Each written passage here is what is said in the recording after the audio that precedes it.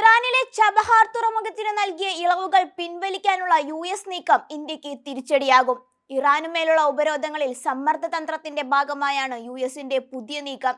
ഇറാന്റെ ആണവ മിസൈൽ പദ്ധതികൾ, ഭീകരതയ്ക്കുള്ള പിന്തുണ എന്നിവയ്ക്കെതിരെയുള്ള ഉപരോധമാണ് US ലക്ഷ്യമിടുന്നത്.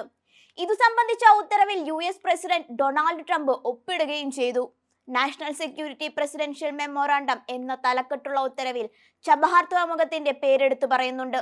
ചബഹാർ തുറമുഖ പദ്ധതിയുമായി ബന്ധപ്പെട്ടവ ഉൾപ്പെടെ ഇറാന് ഏതെങ്കിലും തരത്തിൽ സാമ്പത്തിക ആശ്വാസം ലഭിക്കുന്ന ഉപരോധ ഇളവുകൾ പരിഷ്കരിക്കാനോ റദ്ദാക്കാനോ US ഉദ്യോഗസ്ഥരോട് നിർദ്ദേശിക്കുന്നതാണ് ഉത്തരവ്. അതോടെ US-ൽ നിന്നും ഉപരോധം നേരിടാതെ ചബഹാർ തുറമുഖത്തിന്റെ പ്രവർത്തനങ്ങളിൽ ഇന്ത്യക്ക് ഇടപെടാൻ സാധിക്കില്ല. തുറമുഖത്ത് ഇന്ത്യ വൻതോതിലാണ് നിക്ഷേപം നടത്തിയത്. 2024 10 വർഷ കരാറിൽ ഒപ്പുവെച്ച ഇന്ത്യ തുറമുഖ വികസനത്തിനായി $120 ദശലക്ഷം നിക്ഷേപവും തുറമുഖവുമായി ബന്ധപ്പെട്ട അടിസ്ഥാന സൗകര്യ വികസനത്തിന് $250 മില്യൺ വായ്പയുമാണ് ഇന്ത്യ നൽകിയത്.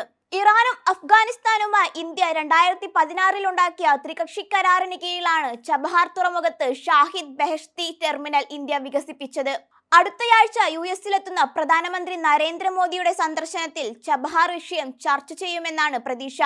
ഫെബ്രുവരി 12-നും 14-നും ഇടയിലാണ് പ്രധാനമന്ത്രി നരേന്ദ്രമോദിയുടെ വാഷിംഗ്ടൺ സന്ദർശനം.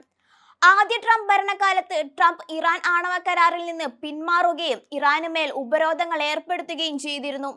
എന്നാൽ അഫ്ഗാനിസ്ഥാന്റെ സാമ്പത്തിക വളർച്ചയും ഇന്ത്യയുമായുള്ള അടുത്ത പങ്കാളിത്തത്തിനും ചബഹാറിന്റെ വികസനത്തെ ഉപരോധങ്ങളിൽ നിന്ന് ഇന്ത്യക്ക് ഇളവ് അനുവദിക്കുകയായിരുന്നു.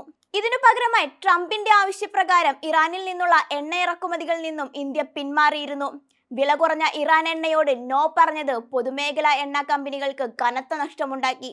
US ഉപരോധത്തിന് മുന്ന് ഇറാനിൽ നിന്നും ഇന്ത്യയുടെ പ്രതിവർഷ ഇറക്കുമതി ഏകദേശം $13 ബില്യൺ ആയിരുന്നു. 2019 മുതൽ ഇത് $1 ബില്യൺ താഴേക്കെത്തുകയും 2024 ഏപ്രിലിനും ഒക്ടോബറിനും ഇടയിൽ $216 മില്യൺ ചുരുങ്ങുകയും ചെയ്തു. അതേസമയം ത്രികക്ഷി കരാറിന് ശേഷം ഇന്ത്യ പോർട്സ് ഗ്ലോബൽ ലിമിറ്റഡ് 2018 മുതൽ തുറമുഖത്ത് പ്രവർത്തിക്കുന്നുണ്ട്.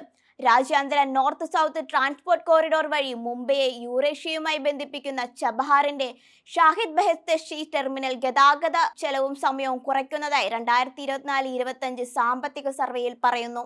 ഇത് 2024 സാമ്പത്തിക വർഷത്തിൽ കപ്പൽ ഗതാഗതത്തിൽ 43% വർധനവിനും കണ്ടെയ്നർ ട്രാഫിക്കിൽ 34% വർധനവിനും കാരണമായി. ഇന്ത്യയുടെ വ്യാപാരത്തിന് തുറമുഖത്തിന്റെ പ്രാധാന്യം തെളിയിക്കുന്ന കണക്കാണിത്.